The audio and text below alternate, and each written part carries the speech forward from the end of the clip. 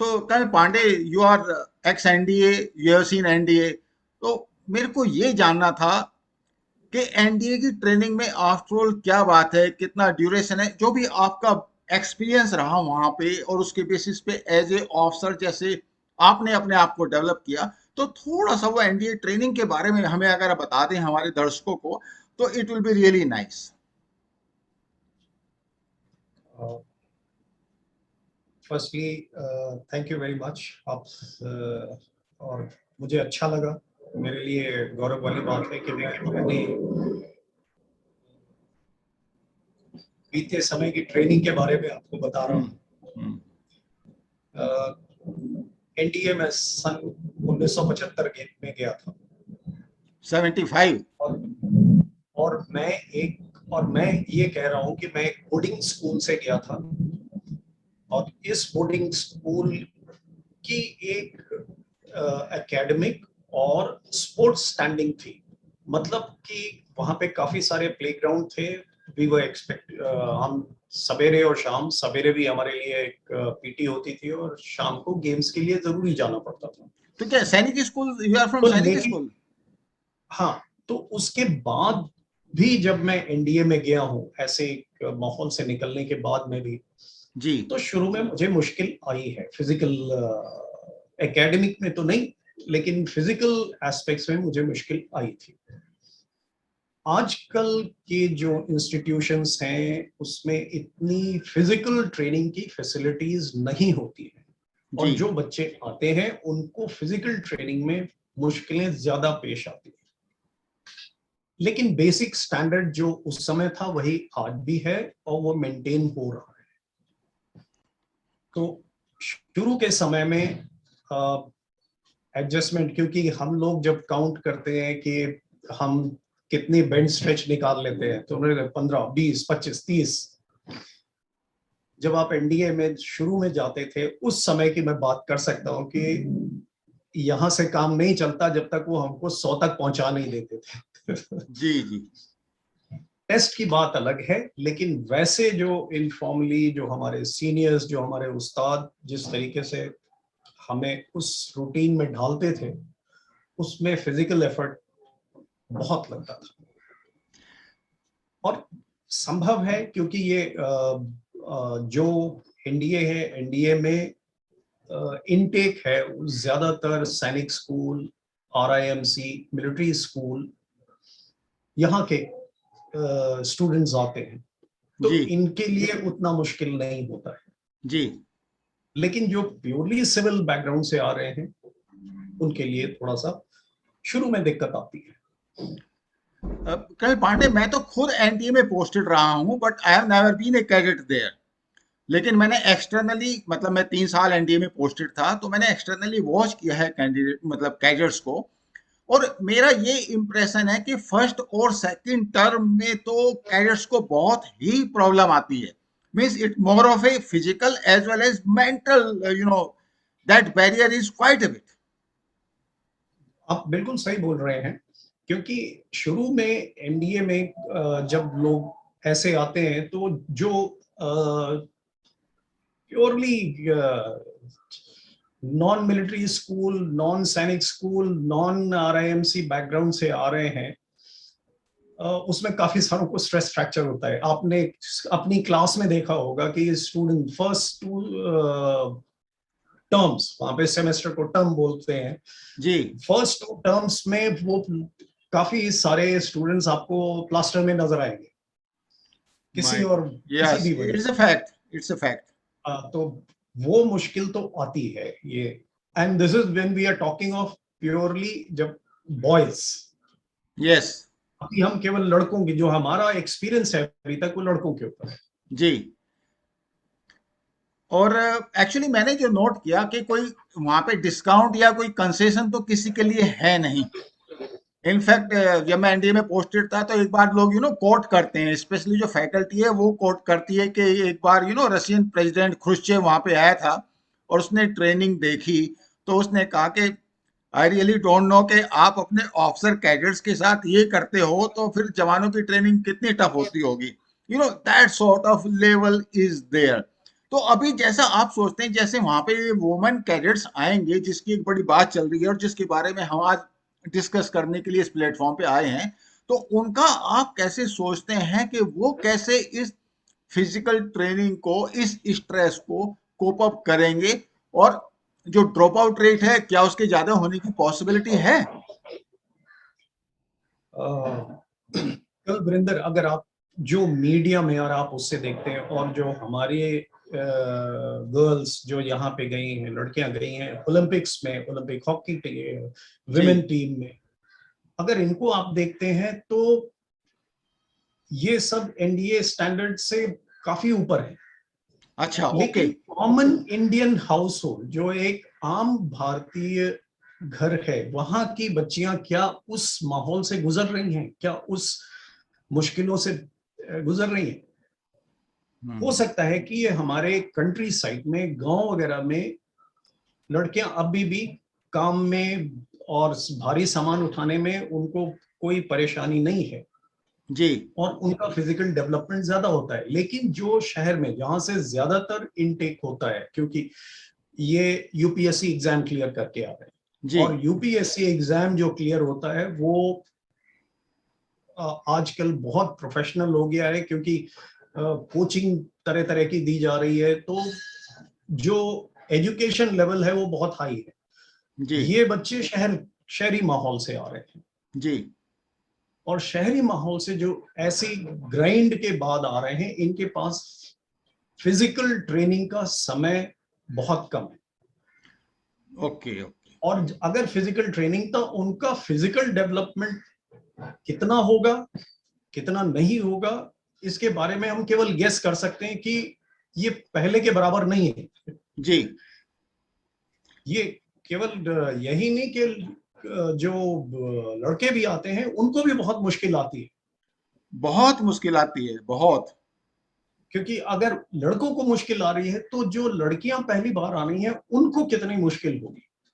हाँ, मैं ये एक्सपेक्ट कर रहा हूँ कि ड्रॉप आउट रेट स्पेशली जो पहली 2 टर्म हैं, उसमें अच्छा खासा होना है। और आपने जो पॉइंट दिया ना, रिटन एग्जामिनेशन अपने आप में डिफिकल्ट है। जो गाँव की किसी लड़की को जो फिजिकली टफ है, या उस तरीके के बैकग्राउंड से आई है, उसके हाँ। लिए प्रॉब्लली वो आसान होगा फिजिकल स्टैंडर्ड्स को मीट करना।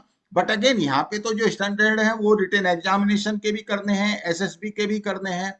तो उसमें एक मुझे जो है ना डाइकोटोमी नजर आ रही है कि जो लोग मेंटली एग्जाम क्लियर कर लेंगे, वो फिजिकली इस जो स्ट्रेस पार्ट है उसको कोप अप करने में कितनी उनको सफलता होगी। इट्स रियली ऑफ कोर्स हमें देखना पड़ेगा कि आगे कैसे ये सिचुएशन डेवलप होती है। लेकिन मेरे को एक बात बताओ आप, मेंटल बैरियर कितना है, स्पेशली जैसे आपके टाइम पे था और अभी भी मेंटल बैरियर? क्योंकि लोग कहते हैं कि फिजिकली तो आप कोप अप कर लेते हो, मेन प्रॉब्लम आती है मेंटली उसको कोप अप करने की। मैं इसको जो भी कैडेट क्लियर करते हैं वो ये कहते हैं, मैं उसको छोड़ूंगा नहीं चाहे कुछ भी हो। That sort of mental attitude is required. और उसमें उनकी जो गर्ल कैंडिडेट्स या गर्ल कैडेट्स जो आएंगी, do you think they will require more of the counselling? और उनको तो बहुत सपोर्ट की जरूरत पड़ेगी wish wish these boys cadets जो एकेडमी को ज्वाइन करते हैं।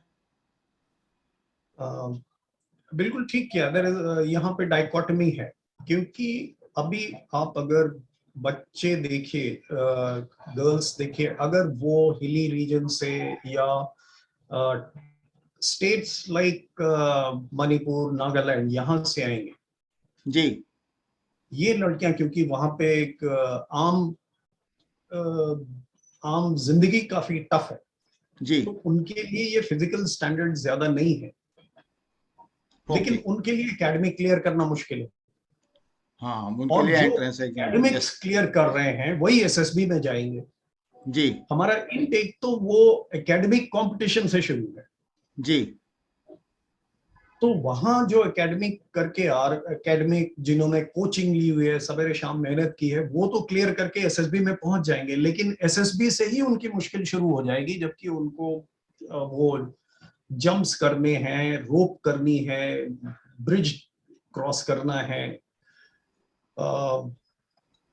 SSB will be a defining place कि जहां पे ये हो जाएगा, और उसके बाद जब ये एकेडमी होगी, that is just basic minimum standard. NDA की शुरुआत वहां से होती है, और उसके बाद जो टफनिंग वो चलती रहती है, उसमें हाँ इनको बहुत ज्यादा काउंसलिंग की जरूरत पड़ेगी। दूसरी एटीट्यूड की बात जो अगर हम करेंगे, जी तो जब हम कैंप वगैरह में जाते हैं, जब हम कैंप में जाते हैं, तो कैंप में जाने के लिए आपको टेंट में रहना है। ये आप लड़कियों को कहाँ रुकाएंगे, किस पहाड़ के ऊपर, किस जंगल में, कहाँ रुकाएंगे, जी और मॉर्निंग रूटीन कैसे होगा, इसमें एटीट्यूड ठीक है, गांव वालों के लिए कोई परेशानी नहीं है इसमें। जी लेकिन जो हमारा इनटेक है, वो जो कहाँ से आ रहा है, उनको कितनी मुश्किल होगी उसमें। और क्योंकि एकेडमी के दौरान अगर आप देखते हैं कि हमारे डबल वो होते हैं, आउटडोर्स होते हैं, जी पीटी है, पीटी के बाद ड्रिल हो रही है, ड्रिल के बाद पीटी है। उस समय कोई चेंजिंग रूम नहीं होते हैं। जी हम लोग जो ड्रेस, एक ड्रेस से दूसरी ड्रेस पहनते हैं, वो हाँ, तो उसके लिए सब ऑब्वियसली वहां पे बिल्कुल इंतजाम बिल्कुल। करना पड़ेगा। These additional factors will have to be looked in. Is it possible कि जो फिजिकल पैरामीटर्स रहेंगे इनके, जैसे बेंच प्रेस के करने हैं या चिन अप के करने हैं या पुशअप के करने हैं या फिर endurance running and all that, इनके जो पैरामीटर्स हैं ये गर्ल कैंडिडेट्स के लिए अगर हम चेंज करके रखें या कम करके रखें, will that be all right और विल दैट बी पॉसिबल? एक चीज आपको एनडीए के बारे में समझनी पड़ेगी जी कि एनडीए में हम माइनर बच्चे ले रहे हैं, किसी और प्रोफेशन में नहीं होता ये। जी 16.5 साल की उम्र से एक स्टूडेंट बच्चा एनडीए में आ सकता है। जी ये हम माइनर के ऊपर क्यों जा रहे हैं, क्योंकि जो बॉडी डेवलपमेंट स्टेज है, उसी पे हम उसकी एंड्योरेंस और फिजिकल कैपेसिटी बिल्ड कर सकते हैं, जो बाद में नहीं आती, एडल्ट होने के बाद में नहीं आती। ओ ये कैपेसिटी बिल्डअप, मेंटल एटीट्यूड वहां से शुरू होता है, और वहीं पे नहीं। एनडीए एक्चुअली ओवरफ्लो है, ये it is just intermediate stage, because इससे पहले वो सैनिक स्कूल की स्टेज होती है, जी जहां पे फिजिकल के ऊपर ज्यादा ध्यान दिया जाता है, फिजिकल्स के ऊपर, जी as compare to common normal schools. Okay और इन तो इस इंटरमीडिएट स्टेज की अभी हम 130 करोड़ हैं, इसमें से केवल एक टर्म में 400 स्टूडेंट्स लिए जाएंगे। एनडीए जी की इनटेक 400 की। जी और हम ये होप करते हैं और कि इसमें से हमको अपने फ्यूचर मिलिट्री कमांडर्स और थिंकर्स चाहिए। जी अगर इसमें लड़कियां आती हैं, इंटेलेक्चुअल लेवल में कोई दिक्कत नहीं है, वो बराबर है, जी लेकिन क्या उनकी फिजिकल कैपेसिटी है कि वो ट्रूप्स को आगे से लीड कर सकें? जी ये सवाल उठाना, फिजिकल कैपेसिटी। और हम ये नहीं कह सकते, देखिए कि इस मामले में आज की डेट में ये आर्टिलरी, आर्मर और इन्फेंट्री में लड़कियां नहीं जाएंगी, जी तो मिलिट्री कमांडर आते कहां से हैं?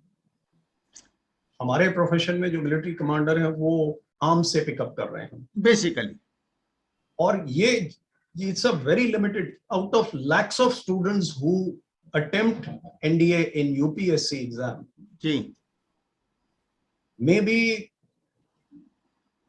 2000 3000 are selected for SSB।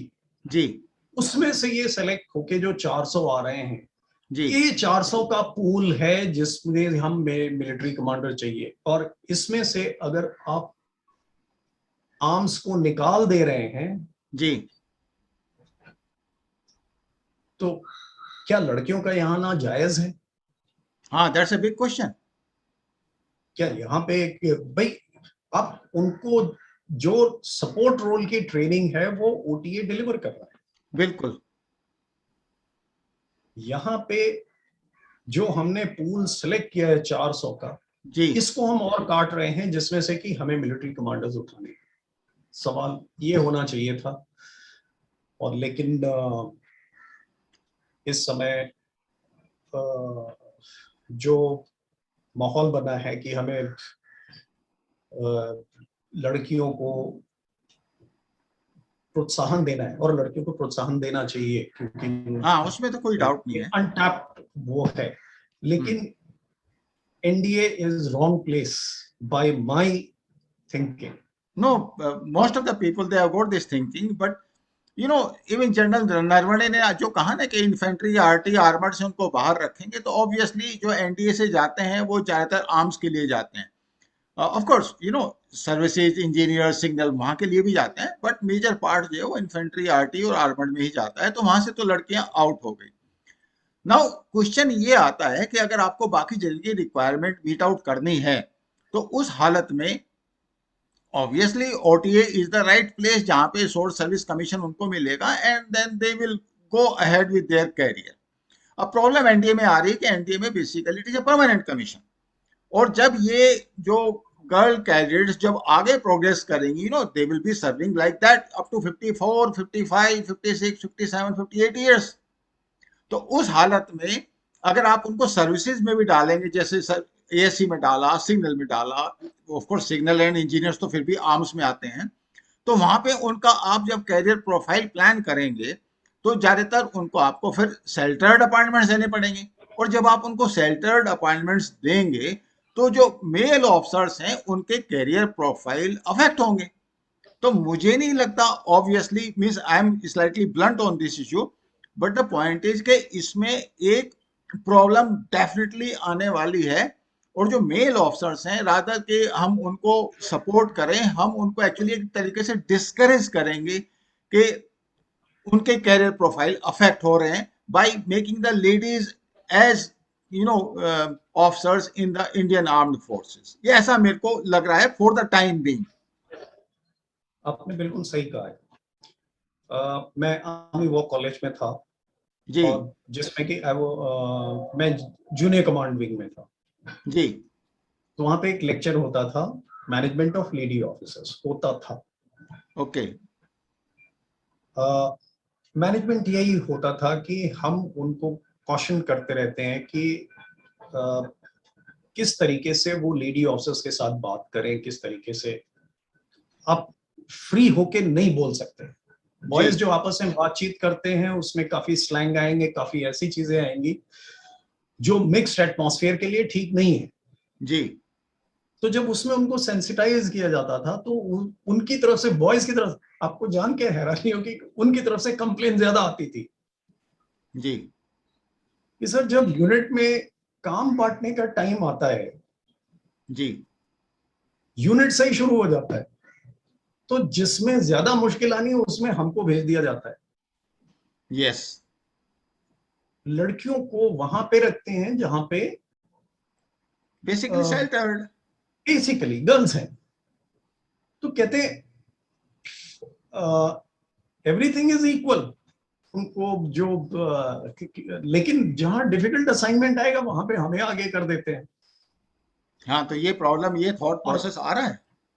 और ये है इनमें वो मतलब मुझे जान के आश्चर्य हुआ था कि एक मिक्स्ड एनवायरनमेंट, कोएड स्कूल्स का एनवायरनमेंट अलग होता है जी लेकिन जब ये एक बार आप रिस्पॉन्सिबिलिटीज डिस्ट्रीब्यूट करते हैं, क्योंकि सबको पता है कि इन पे allowances benefits there is no difference.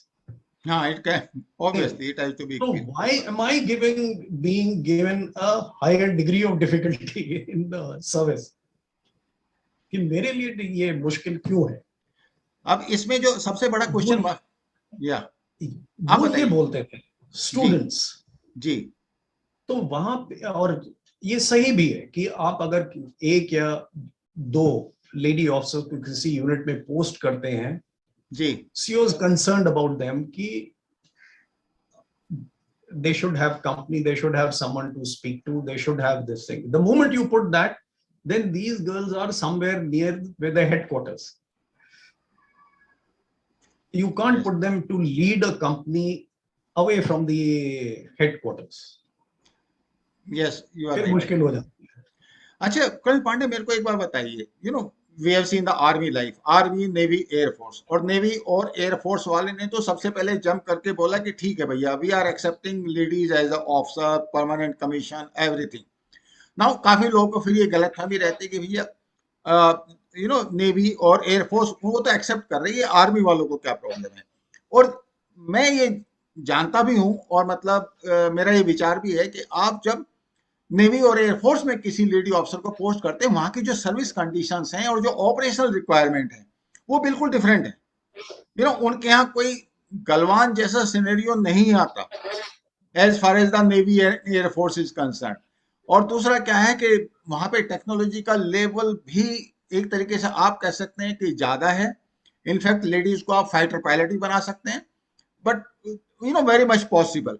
तो ये जो आर्मी का जो सिनेरियो है ना, ये काफी लोग स्पेशली जैसे सुप्रीम कोर्ट है या बाकी जो डिसीजन मेकर्स हैं, या तो वो समझ नहीं पा रहे हैं या फिर वो उसको समझना नहीं चाहते हैं। इस एक चीज इसमें जो मैं आपको बताना चाहता हूँ, ये पिटिशन जो डाली गई थी सुप्रीम कोर्ट में, कुछ कालराएं डाली थी जी। कुछ कालरा का जब आप प्रोफाइल पढ़ते हैं, जो मुझे नेट के ऊपर मिला कि वो उनकी सर्विस 9 साल है और वो इसी प्रकार के काम करते हैं। जी। उन्होंने पिटिशन डाली ये उस समय जबकि सुप्रीम कोर्ट कोई पुराने केस नहीं टच कर रहा है, नए केसेस और इमरजेंसी केसेस जो जिनकी बेल अटकी हुई है, टाइम पूरा हो रहा है, केवल वो केसेस लिए जा रहे हैं। जी। वो केसेस सुनते हैं जुडिशरी में बिकॉज ऑफ कोविड के जो बैकलॉग बढ़ गया, हम्म। उसमें सुप्रीम कोर्ट आके ये डिसीजन देते हैं। एक ये 9 साल का, उसमें उसकी इंटर्नशिप शामिल है। जी। लॉयर आके एक पिटिशन डालता है और सुप्रीम कोर्ट उसके ऊपर एक वो जारी कर देता है। इसके ऊपर कितनी स्टडीज चाहिए कि भाई you are talking of a girl who is growing up, can she withstand the rigours. Big point. आप डाल दीजिए, आप इसको कोएड स्कूल समझ रहे हैं क्या? आपने बिल्कुल सही बताया ये गलवान के बारे में। Galwan is a typical example of uncertainty of war. जी। This is a battle which was fought in 21st century जी। with weapons of Mahabharata, जी। maybe lesser. या। There were no knives, they were just clubs. Now, and this is where इस जगह जाके हम उनको, जो उन्होंने शुरुआत की थी, जो जितनी उसकी डिटेल निकली, जो उन्होंने शुरुआत की, हम उसका जवाब दे पाए, क्योंकि वहां पे तादाद में लड़के थे। जी। बिल्कुल बिल्कुल। और खुद सीओ हिमसेल्फ, ज्यादा ज्यादा उनकी जो टीम गई थी उसमें 20 लोग थे। 20 लोगों के ऊपर सीओ को जाने की जरूरत नहीं है, लेकिन वो खुद, because they are leading from the front. जी। ये क्या आप ये उम्मीद, ऐसे हमको कमांडर्स चाहिए जिनको हम ब्रॉटअप कर रहे हैं, ये start from NDA. Ji.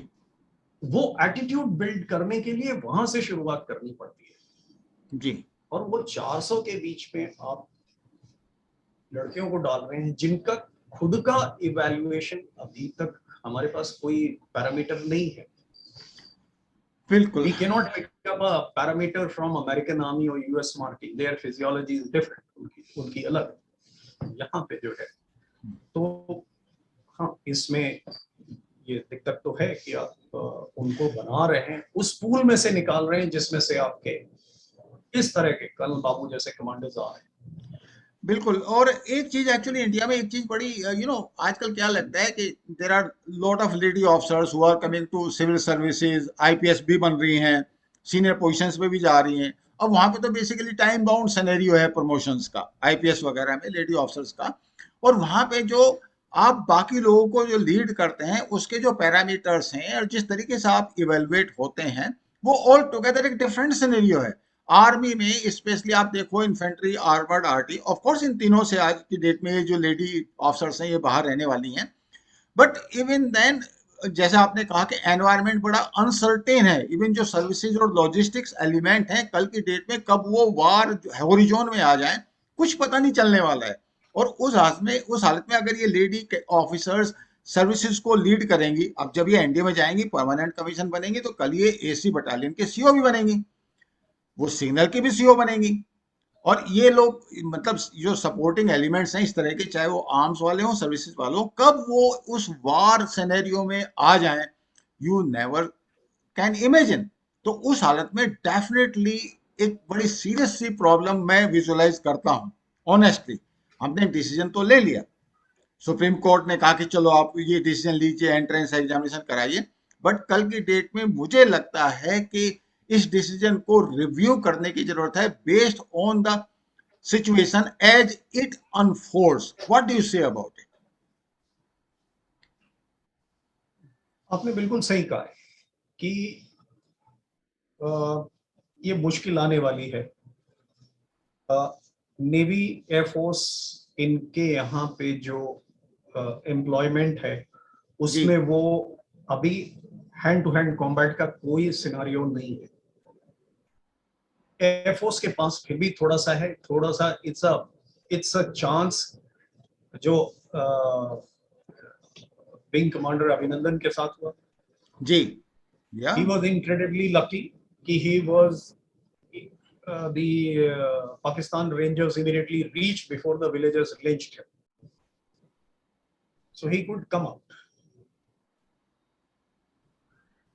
up और so लेकिन नेवी में ऐसा कुछ नहीं। वहां पे ठीक है, आपको आपके पास रडार्स है, आपके पास ये है, सोनार स्कोप्स वगैरह है, जो आपको सारी इंफॉर्मेशन अवेलेबल है और सारी जो मिसाइल्स या गन्स आपने फायर करनी है दे आर बटन कर जी, आप किसी को भी लगा। आर्मी में ऐसा नहीं। आर्मी में जो अनसर्टेनिटी है, गलवान जैसी अनसर्टेनिटी जो है वो हमेशा बनी, वो हमेशा बनी रहेगी और उसमें कौन सी बिल्कुल आइसोलेटेड पोस्ट अटैक में आएगी हमें पता नहीं। और सपोर्टिंग एलिमेंट्स जो है वो भी वल्नरेबल हैं और सपोर्ट एलिमेंट को भी उसमें भाग लेना है। वो भाग ये लेना नहीं कह पड़ेगा। सकते कि हम सपोर्ट एलिमेंट, उसमें उनको बिल्कुल भाग बिल्कुल लेना है बिल्कुल बिल्कुल और उनको हमेशा उस काम के लिए तैयार रहना है, सपोर्ट एलिमेंट के लिए। बिल्कुल। आपने जो पॉइंट बताया ना, स्पेशली जो विंग कमांडर अभिनंदन वाला, अगर बाई एनी चांस उसमें एक लेडी पायलट होती फॉर एग्जांपल, क्योंकि एयरफोर्स वाले तो ऑलरेडी कह रहे हैं कि हमारे यहाँ फाइटर पायलट है, और फाइटर पायलट है तो ऑब्वियसली वो हॉस्टिलिटीज में she will be part of that, and you face a situation like that, the entire country will be on boil. अभी देख लीजिए कि चाहे एट्रोसिटी आदमी के ऊपर हो या औरत के ऊपर हो, जी लड़की या लड़के के ऊपर, इट्स जी, उसमें बराबर, वो बराबर का है। बराबर का है। लेकिन बिल्कुल जो मानसिक वेदना होती है वो हाँ, लड़की के लिए ज्यादा है, पूरे ऑब्वियसली, राष्ट्र के लिए ज्यादा है अगर लड़की के ऊपर होता है। बिल्कुल, एब्सोल्युटली एब्सोल्युटली। क्योंकि हम उस स्टेज पे अभी नहीं पहुंचे हैं कि हम लड़की और लड़के को बराबर रखें। हमारे घर में भी अभी भी कंजर्वेटिव वो है, of course, of course. Traditional thought process है। तो अगर अभिनंदन की जगह कोई और लेडी अगर पायलट्स एक होती। लेडी पायलट होती, वैसे जहां तक मुझे पता है, जहां तक कि लड़कियों को अभी तक एयर डिफेंस रोल में रखा गया है, दैट इज कि इफ योर नहीं, but they already selected air force ने। अटैक हाँ नहीं, 3 यू आर लेडी ऑफिसर्स को उन्होंने एज ए पायलट पिकअप किया है, और हेलीकॉप्टर पायलट्स तो लेडी ऑलरेडी हैं। पायलट अभी उन्होंने उसमें रफेल में भेजा हुआ है, हाँ एक रफेल में। सो एंड बिल्कुल दीज आर अटैक एयरक्राफ्ट। बिल्कुल। वो तो सोच रहे हैं कि अगर इजराइल में हो रहा है तो यहाँ भी हो सकते हैं, एंड लेकिन व्हाट अबाउट अटैक हमको हेलीकॉप्टर्स, हर वहां पे भी चीज तो के है लिए वो। तैयार रहेंगे। जी, no, I agree with you. We have to be guarded, and obviously we ought to watch how the situation unfolds in NDA and after that. So thank you so much, Colonel Pandey. It has been a pleasure interacting with you, and you being ex-NDA, you gave the first, you know, solid view of the entire situation, which probably most of the people are missing. So thank you so much. Thank you. Thank you very much. It was a pleasure to be with you, sir. Thank you, sir.